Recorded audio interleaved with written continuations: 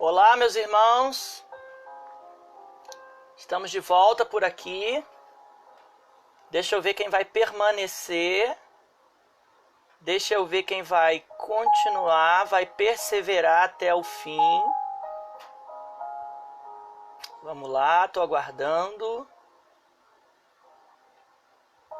Até agora, uma pessoa. Quem voltou, me dá um sinal. 2, Renata, Ellen. Vamos lá, estou aguardando vocês chegarem. Enquanto isso, eu vou desfrutando de um café. Ó, a bênção da videoaula, como disse aí alguns irmãos, né, como o irmão Rodrigo, o irmão Bruno, é que você pode assistir jantando, né?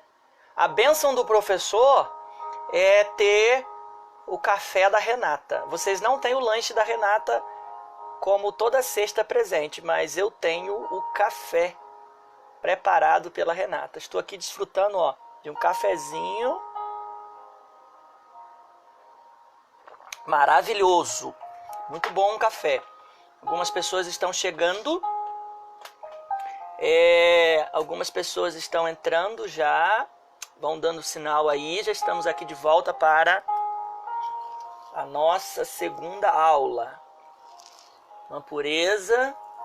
Olha, a minha família está em Petrópolis assistindo. Eu adicionei a minha mãe no grupo e meu irmão. Eles estão participando da aula. Acredito que já tenham se conectado ou já estão se conectando aí. Então, a live está chegando lá em Petrópolis. Eu estava conversando com a minha esposa. Na próxima sexta, eu acredito que a gente vai fazer a aula de forma pública. Eu vou fazer a transmissão pública. Vamos ver se eu vou ser convencido por isso. Tá? Vou aguardar porque nem todos retornaram ainda.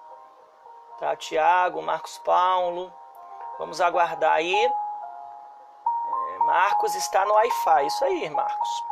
Wi-Fi é tudo na nossa vida. Vamos chegando aí, pessoal.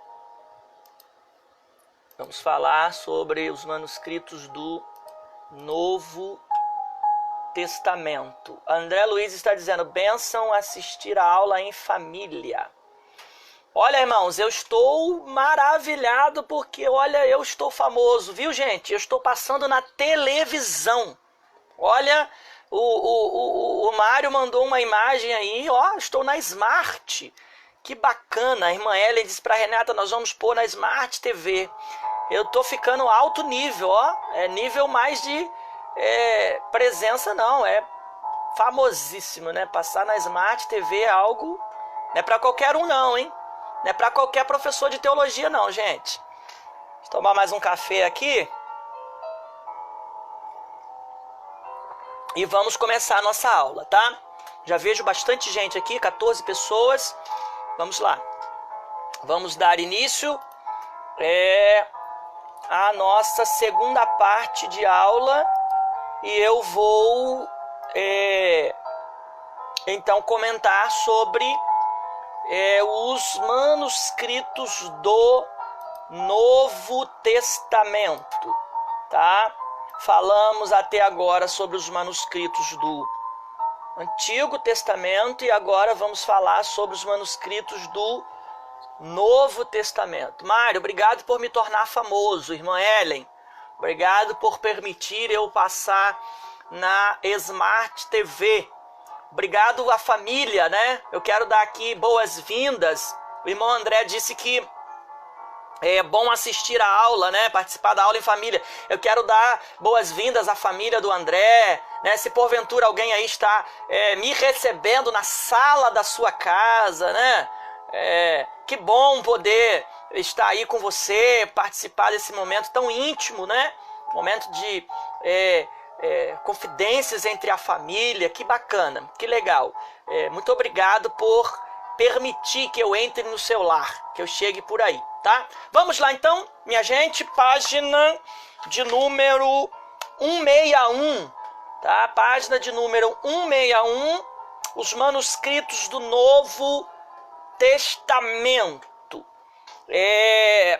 Os manuscritos do Novo Testamento, esse capítulo nós vamos falar um pouco mais rápido, não tem muita coisa para se comentar, uma vez que você tem o material de apoio, tá? Que é o livro. Então esse capítulo vai estar dividido em duas partes principais, tá? O trabalho dos escribas e a confiabilidade dos textos, tá? Em suma, quando falarmos do trabalho dos escribas, nós vamos falar sobre o número de cópia sendo maior do que o do Antigo Testamento. Nós temos muito mais cópias manuscritas do Novo Testamento do que do Antigo Testamento, tá? As cópias, os manuscritos do Antigo Testamento são inferior aos manuscritos do Novo Testamento, tá? Isso por conta do estado de conservação, ok? Depois, no ponto 2 aí, nós vamos falar sobre a confiabilidade do texto manuscrito em o Novo Testamento. Sandra Cariús, esse nome é familiar. Sandra Cariús é minha mãe. Minha mãe está ali em Petrópolis participando da videoaula. Seja muito bem-vinda, mãe. Fique à vontade. Seja muito bem-vinda. Ok, gente? Vamos lá. A minha família, né, está participando dessa videoaula. Página 161, capítulo 2, os manuscritos do Novo Testamento. Só para recapitular, manuscrito da ideia de algo escrito com as mãos, tá? Manus do latim com a junção da palavra scriptus, também proveniente de uma palavra latina, tá? Manus de mão e scriptus de escritura ou de escrita. Então, escrita com a mão. E agora nós vamos falar sobre esses manuscritos ou essas cópias do Novo Testamento. Bom, os escritos do Novo Testamento passou pelo mesmo critério dos escritos do Antigo, porém nós vamos ver algumas diferenças. Aparentemente são semelhantes, mas há algumas diferenças a serem observadas. Duas principais diferenças que vai distinguir os manuscritos do Antigo para o Novo Testamento. É o número de cópia e o estado de conservação. Abra aí o seu livro na página 161. Olha o que diz o autor. O número de cópias e seu estado de conservação são os dois fatores distintos, tá, entre os manuscritos do Antigo e Novo Testamento. O número de cópias manuscritas do Novo Testamento ultrapassa o volume de cópia do Antigo. Segundo estatística, 5.300 manuscritos gregos do Novo Testamento. Então nós temos 5.300 cópias do Novo Testamento. Isso, minha gente, só no idioma grego, tá? Quando nós falamos sobre os idiomas do mundo bíblico, nós vimos que boa parte do Novo Testamento, ou quase a sua maioria, foi escrita em grego. Isso porque Alexandre o Grande difundiu o idioma grego, e nós falamos do grego koiné, né, que é o grego comum, né, e Alexandre o Grande fez com que o koiné, o grego koiné, fosse uma espécie de inglês que nós temos hoje, né? Um idioma que invadiu todo o mundo antigo, tá? Então, o Novo Testamento, por sua vez escrito no grego, nós temos cópias manuscritas só no idioma grego, conta-se 5.300 cópias, tá? Isso do Novo Testamento. Só que, somado a essas 5.300 cópias em idioma grego, nós temos mais 25.000 cópias em outros idiomas, em em idiomas distintos. Soma-se aos 5.300 manuscritos em grego, 10.000 cópias da Vulgata Latina, que é a tradução de São Jerônimo. Ele vai traduzir a Bíblia para o latim, né? Ele faz essa tradução para o latim. Então nós temos 10.000 cópias da Vulgata Latina e nós temos 9.300 traduções antigas, né, de outros idiomas e de outras traduções do mundo antigo. Nós vamos então ter a soma aí de 25.000 manuscritos do Novo Testamento. É muita coisa se comparado ao Antigo Testamento. Então, em primeiro instante, estamos falando sobre esse trabalho, né, dos escribas e, por sua vez, estamos falando aí do número de cópias, tá? E esse número de cópias vai ser um fator muito relevante quanto à questão da confiabilidade. Quanto maior o número de manuscrito, maior a confiança desses textos, tá? 2.1, os manuscritos e o trabalho dos escribas, tá? Elaborado mediante o trabalho incessante dos escribas, que falamos na parte anterior. A diferença repousa no número e no estado de conservação, tá? Aí nós vamos ver a agilidade dos escribas. Os rolos continham etiquetas que facilitavam a identificação do título e da obra. As cópias em estado de conservação mais precário, fatores intrínsecos, processo de transcrição, e extrínseco, que é o armazenamento. Veja na página 162, o que diz sobre a agilidade dos escribas. O segundo parágrafo diz: a agilidade dos escribas no trabalho de transcrição dos manuscritos do Novo Testamento deveu-se ao intenso intercâmbio que existia entre as comunidades cristãs do primeiro século. Segundo Quinon, referência feita por MacDowell, 1992, o espaço de tempo entre a composição do autógrafo e a elaboração de uma cópia manuscrita chega a ser insignificante. O que é a agilidade dos escribas? Quando nós falamos de manuscrito do Novo Testamento, nós temos os autógrafos, que são os textos originais, e aí nós vamos citar aqui, por exemplo, a carta de Paulo, uma das muitas cartas de Paulo. Então a ideia da agilidade dos escribas é que, à medida que Paulo escreve a sua carta, quase que simultaneamente também está sendo escrito a cópia desta carta. Porque a comunidade cristã está crescendo de uma forma agravante, estrondosa. Lembra quando nós falamos do Antigo Testamento, que à medida que ia surgindo novas sinagogas, havia-se a necessidade de novos manuscritos? Assim é a realidade do Novo Testamento. O Evangelho está sendo difundido de uma forma glamurosa, eu dizia, né? Estrondosa. À medida que a pregação do Evangelho pelos apóstolos vai se difundindo, o cristianismo vai crescendo, vai tomando uma proporção. Então, quase que simultaneamente ao escrito original, os escribas já estavam elaborando as cópias, a fim de que fossem enviadas entre a comunidade judaico-cristã, porque o cristianismo está difundindo diante do judaísmo. Então, a agilidade desses escribas se deu quase que de forma insignificante, né? Comparado, né, aí o tempo, né?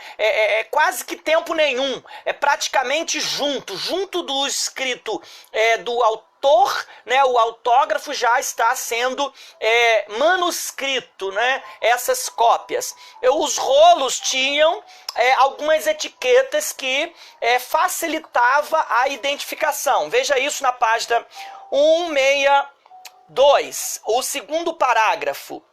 Os rolos tinham uma espécie de etiqueta feita do mesmo material com que eram confeccionados os rolos. Lembra das tiras que eram feitas lá no Antigo Testamento e os rolos precisavam estar interligados com as tiras, com as fitas, com as cordas, os barbantes do mesmo material, com a pele do mesmo animal? Então aqui nós temos essas etiquetas, tá? Que eram confeccionados os rolos, ou seja, tiras de couro ou de papiro, tá? No Novo Testamento nós vamos ver a aparição quase que na totalidade em papiro, porque os manuscritos do Novo Testamento foi quase todo em papiro. Isso dado ao fator de economia, tá? O papiro é um material muito mais barato. O custo desse material é inferior ao couro, à pele do animal. Por sua vez, o papiro ele tem uma deteriorização mais rápida, mais rápida do que o do pele de animal. Essas etiquetas eram afixadas na haste do rolo ou no verso deste, tá? De modo que ficasse bem à vista para que o leitor identificasse mais facilmente o título e o autor da obra, tá? Então essas etiquetas identificavam o título e quem era o autor da obra. Depois nós temos o estado de conservação precário. Lá no terceiro parágrafo diz: também, ao contrário do que se poderia pensar, as cópias do Novo Testamento estão em estado de conservação mais precário do que as cópias manuscritas do Antigo Testamento. Apesar de serem muito mais cópias, o estado de conservação delas é pior, tá? Por quê? Exatamente pelo fator do material, né? Você tem um tempo muito maior de durabilidade do material feito em couro, como o pergaminho, né, o velino, do que o papiro, que é o papel, né? É aquele material lá que nós vimos no início do nosso estudo bíblico, né? Quando começou a escrita, é uma espécie de papel, não é o papel propriamente dito, né? Mas o papiro, né? E o estado de conservação do papiro é muito inferior, né? Não se dá para conservar como se conserva a pele do animal. E por último aí, então, nós temos esses fatores aí de conservação que faz com que os manuscritos do Novo Testamento estejam em um estado de conservação inferior aos do Antigo Testamento. O outro ponto aí, então, a se comentar é a confiabilidade dos manuscritos, tá? Eu quero só ler aqui o último parágrafo da página 162, você que está acompanhando o livro, para nós fecharmos essa parte aí do trabalho dos escribas concernente aos manuscritos do Novo Testamento. É nessa combinação de fatores que repousa a precariedade desses manuscritos, não obstante serem em maior número quando comparados ao Antigo Testamento. Afinal de contas, o papiro, material de escrita utilizado em larga escala na época, era relativamente mais barato se comparado com o material utilizado na fabricação do pergaminho, ou seja, o couro, né, que tem uma durabilidade muito maior. Seja como for, olha o que diz o autor, a fragilidade característica peculiar desse tipo de material, ou a forma de armazenamento, que era feita em grandes e numerosos vasos de barro, que estavam sujeitos à ação do tempo, são os grandes responsáveis pelo péssimo estado de conservação desses manuscritos, tá? Então, os fatores aí que cooperam para o desgaste desse material é o próprio material e o lugar de conservação, né? Eles eram conservados nesses barros, vasos de barros que tem muita umidade, enfim, fazia com que esses manuscritos fossem perdendo a sua característica. O outro ponto agora é a confiabilidade. Bom, sobre a confiabilidade dos manuscritos, o primeiro ponto que nós vamos considerar é exatamente a quantidade de cópias. Recapitulando, nós temos aproximadamente aí 25 mil cópias manuscritas do Novo Testamento, tá? 5.300 só no idioma grego koiné. Então, o fator de ter muitas cópias colabora para a confiabilidade que esse manuscrito tem. E depois nós temos também o próprio tempo, né? O espaço de tempo entre o autógrafo e a cópia é quase que insignificante, como nós já comentamos aqui. E demos exemplo da carta de Paulo, né? Quase que no mesmo período em que Paulo está escrevendo a escrita original, nós já temos os escribas transcrevendo esse material. Paulo, por exemplo, quando escreve a carta aos Tessalonicenses, Paulo recomenda que enviasse essa carta aos Tessalonicenses, né? Ele recomenda que essa carta, ou melhor, Paulo quando escreve, me desconcentrou aqui porque alguém está tentando fazer uma chamada de vídeo comigo. E é aluno, é a irmã Regina Oliveira. Irmã, não faz chamada de vídeo comigo agora não, senão você me atrapalha, tá? Eu vi aqui na tela a chamada de vídeo da irmã Regina. Então não faça chamada de vídeo agora para não atrapalhar a transmissão. Então vamos voltar aqui. Quando Paulo escreve aos Tessalonicenses, ele recomenda que essa carta fosse também enviada aos crentes de Laodiceia, né? Então se faz necessário o manuscrito, porque se a carta está indo para Tessalônica, a igreja de Laodiceia precisa receber também essa carta, precisa ser lida também essa carta. Então se faz necessário os escribas prepararem esses manuscritos para que as cartas de Paulo possam circular nas diversas comunidades cristãs que estão surgindo, tá? Veja uma pergunta aqui da irmã Renata. Tem algum manuscrito ainda? Então, ainda temos manuscritos, tá?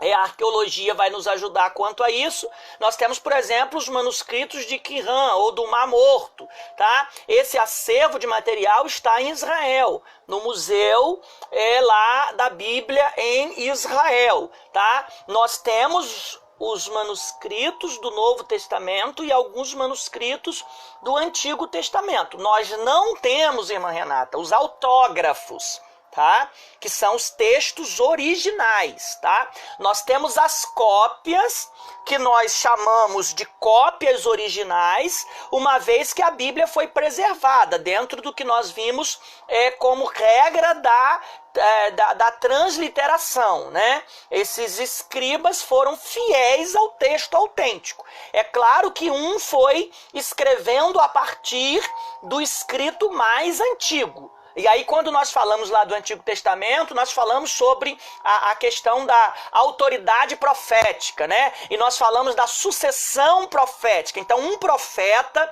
faz uma cópia de um registro de um profeta que viveu anterior a ele. Esse profeta que veio depois, que vai escrever depois, ele é fiel ao texto original, tá? Ao texto autêntico.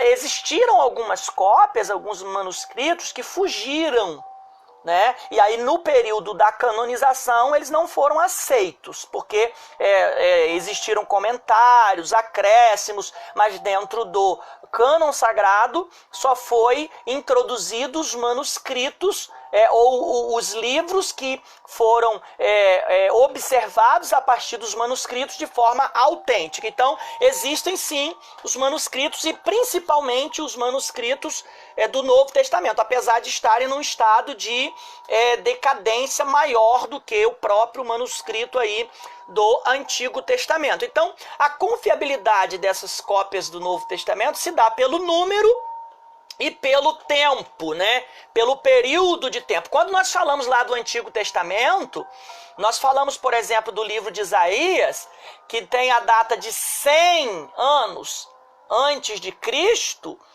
e aí nós temos uma cópia, um manuscrito datado de 900 depois de Cristo. Então nós temos 900 com 100, 1000 anos se passaram, né? Para que essa cópia fosse feita.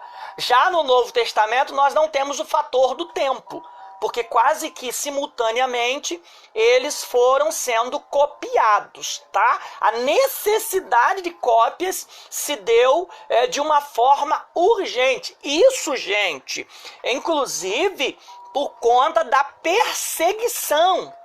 Nós vamos observar que a igreja cristã, no seu primeiro tempo, nos seus primeiros séculos, vai passar por uma perseguição extraordinária. Em 65, Nero é o prepulsor aí da grande perseguição. Os grandes imperadores vão perseguir. Por quê? O cristianismo, ele é visto em primeiro momento como uma seita. Uma seita que é contrária ao judaísmo. Por que Jesus é interrogado várias vezes pelos fariseus? Porque Jesus é o prepulsor do cristianismo. Jesus é Cristo, né? E aí eles vão interrogar, mas não é lícito trabalhar no dia de sábado? E tu diz ao paralítico, levanta e anda. Porque os ensinos de Cristo contrariava os princípios judaicos. Então, quando se prega o cristianismo na era cristã, de forma inicial, isso gera um grande conflito. É como se o cristianismo fosse uma afronta à religião judaica. E aí os cristãos vão ser perseguidos até que no terceiro, ou entre o terceiro e o quarto século, o imperador Constantino vai institucionalizar ou fazer o edito, né, de Milão, que ele, na verdade, coloca a religião cristã, o cristianismo, como sendo a religião oficial do Estado. É aquele comentário que nós até falamos, que a igreja deixa de ser sediada em Jerusalém e ela passa a ser sediada em Roma. E aí surge a igreja católica apostólica romana, em meados do terceiro e quarto século da igreja primitiva, do período do cristianismo sendo estabelecido através dos apóstolos. Então, até esse período, há uma grande perseguição, até que Constantino diz, olha, a partir desse momento, o cristianismo é a religião oficial do Estado. Então, é o acordo entre o Estado com a igreja. E daí por diante, a perseguição, ela vai ser em uma proporção menor, né? Porque os cristãos têm a liberdade, tá? Então, houve-se grandes perseguições, queimas de material. Então, não se podia esperar o texto sagrado perder a sua visibilidade, se deteriorar. Então precisava se escrever quase que de forma simultânea, porque muito material ia se perdendo por conta da perseguição e muitos outros fatores a ser considerados. Deixa eu ver uma pergunta aqui. Irmão Jefferson.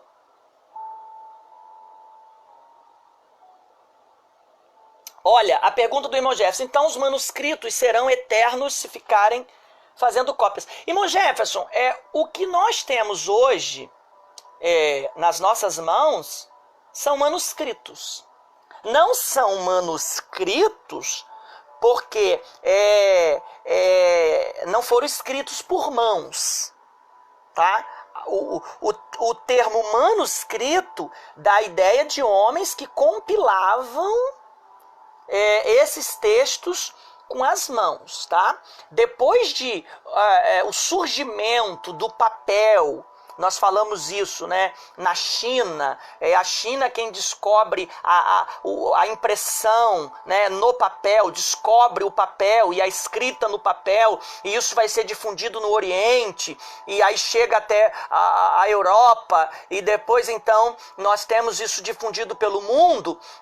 Não temos mais manuscrito, tá? Mas o que temos são cópias feitas a partir dos manuscritos, tá?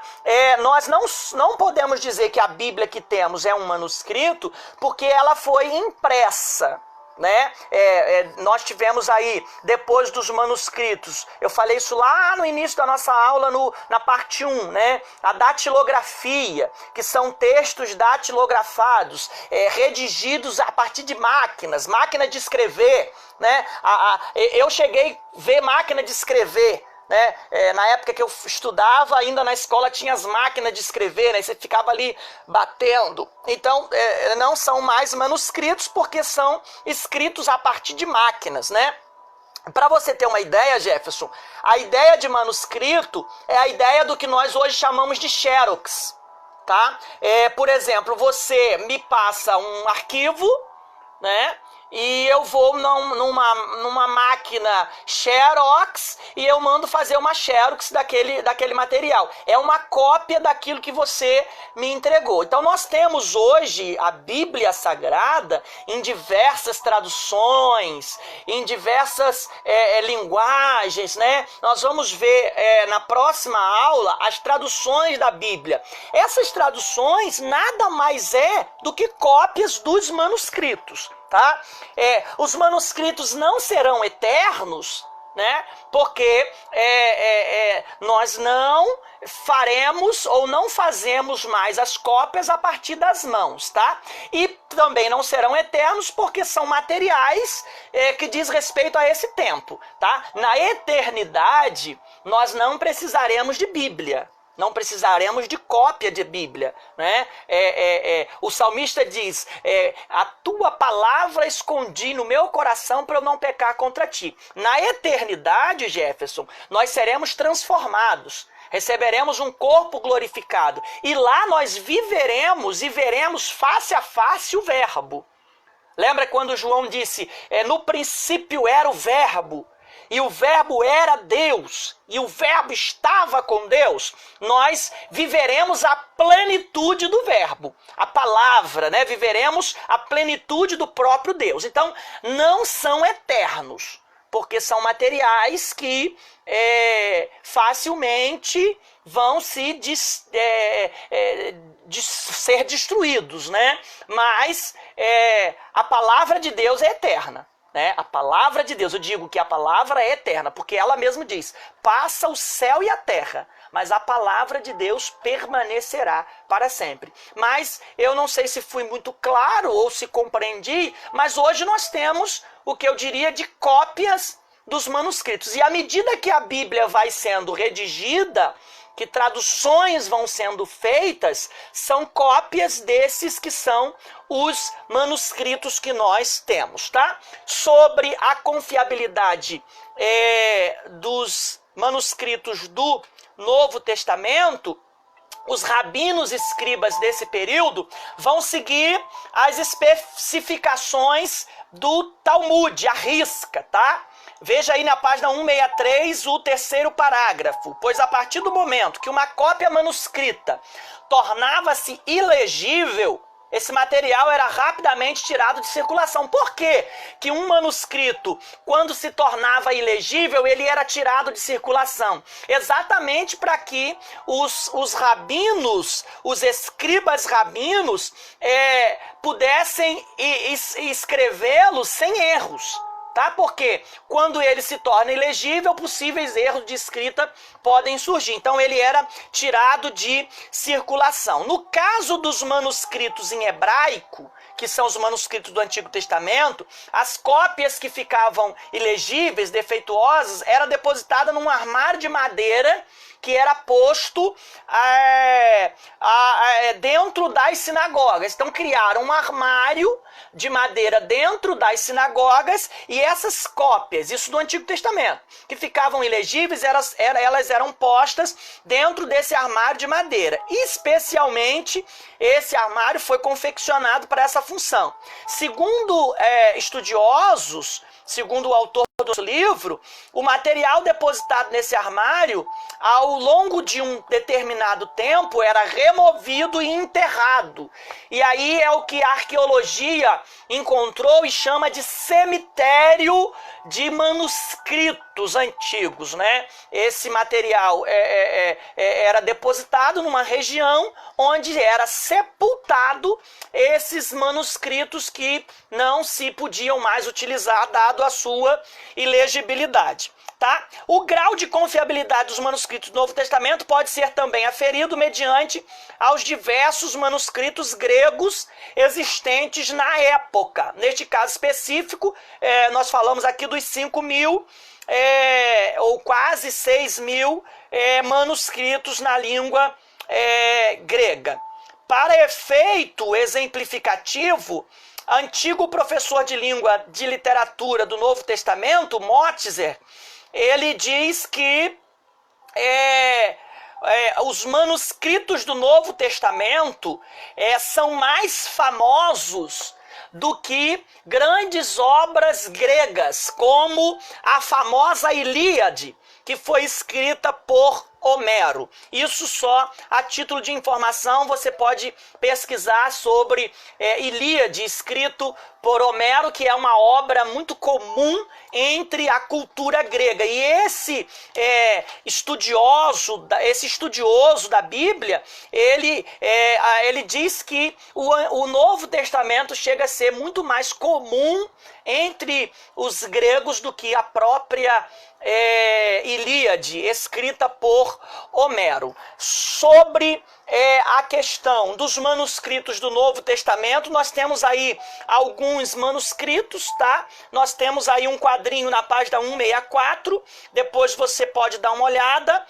Manuscritos unciais, tá? São os manuscritos em grego, esses 5.300, tá? Os manuscritos unciais, que são aqueles manuscritos que nós comentamos lá, do estilo uncial, né, que é o estilo em caixa alta, em letra maiúscula. E tem os manuscritos cursivos, que são os que são separados, né, as palavras têm separação, as frases. Manuscritos lecionários, os manuscritos em papiro e manuscritos que foram descobertos recentemente, tá?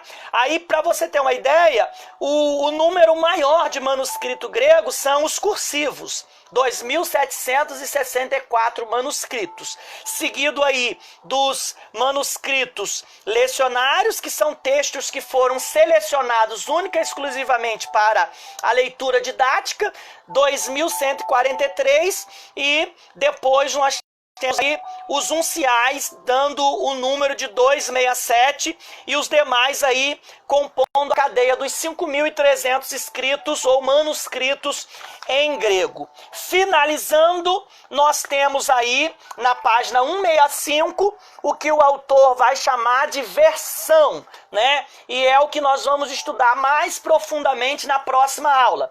As primeiras versões da Bíblia, tá? E as mais antigas da Bíblia são versões feitas em meados do 2º século, tá? 200 anos depois de Cristo é que começa a surgir as versões da Bíblia Sagrada, tá? É claro que, como nós já comentamos, o compêndio canônico da Bíblia protestante se dá depois da Reforma, quando ela é totalmente canonizada, tá?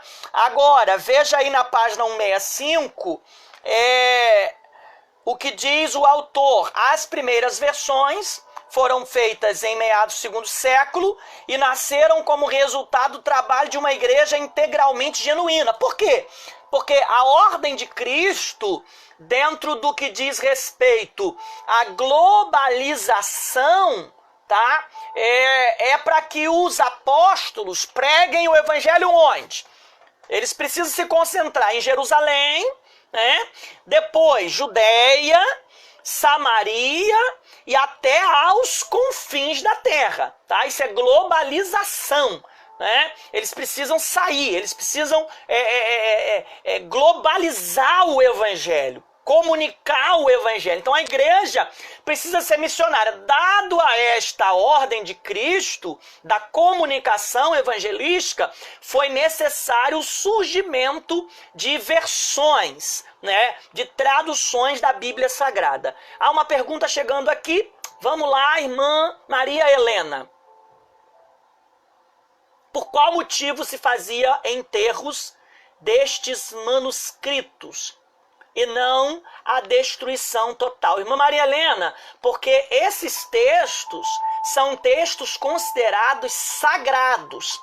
Lembra lá na primeira parte da nossa aula que nós falamos sobre os rolos da sinagoga, que eram os rolos sagrados, né? Que eram lidos nas sinagogas, nos cultos, nas reuniões e ditos principalmente nas festas. Esses textos eram textos sagrados. E aí nós falamos dos rolos das sinagogas e das cópias particulares, porque a cultura, né, a tradição, ela tem esses textos como sendo sagrado, né?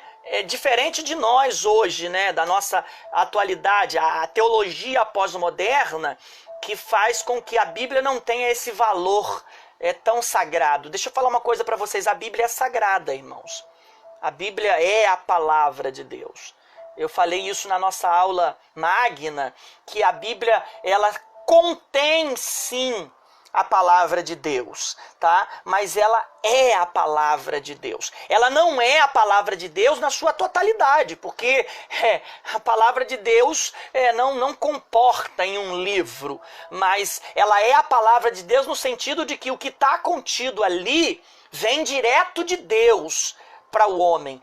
Foi o que nós falamos nas nossas primeiras aulas. É como se fosse o sopro de Deus nos escritores, nos autores. Então, por isso que se fazia esses enterros, irmã Maria. Eles eram colocados quando ficavam ilegíveis, nesses armários, dentro da sinagoga, como se fossem arquivos mortos, né? Não tinha como mais ler. Não tinha como mais se utilizar. Isso poderia agravar até em cópias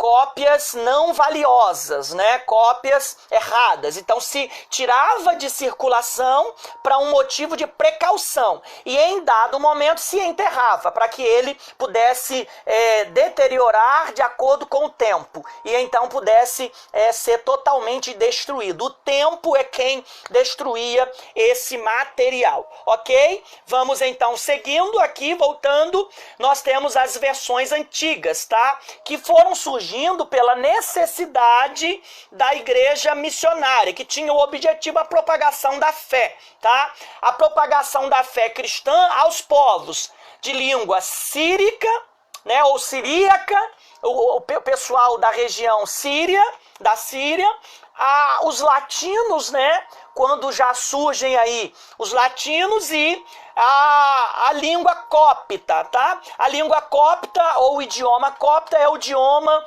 do Antigo Egito, tá? É uma língua de origem semicamita, né? Dos descendentes de Cã, aquela região ali do Egito que é a região do continente africano. Então, dado a necessidade da evangelização desses povos síricos, latinos e egípcios, né, cópitas, houve-se a necessidade de versões, e aí nós temos as versões mais antigas aí. A igreja cristã primitiva tinha pressa em espalhar a transformadora mensagem de Cristo.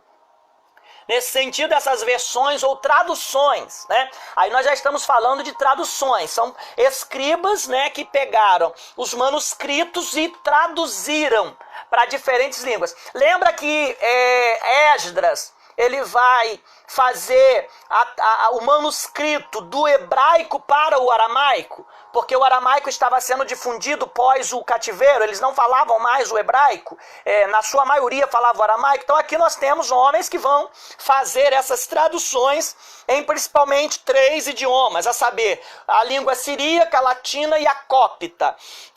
Nesse sentido, essas versões ou traduções foram produzidas segundo conjecturam os estudiosos, bem próximas da composição dos autógrafos, tá? Então, muito próximo dos autógrafos surgiram essas traduções. Nós estamos falando de 200 anos depois de Cristo. Há uma outra pergunta chegando aqui.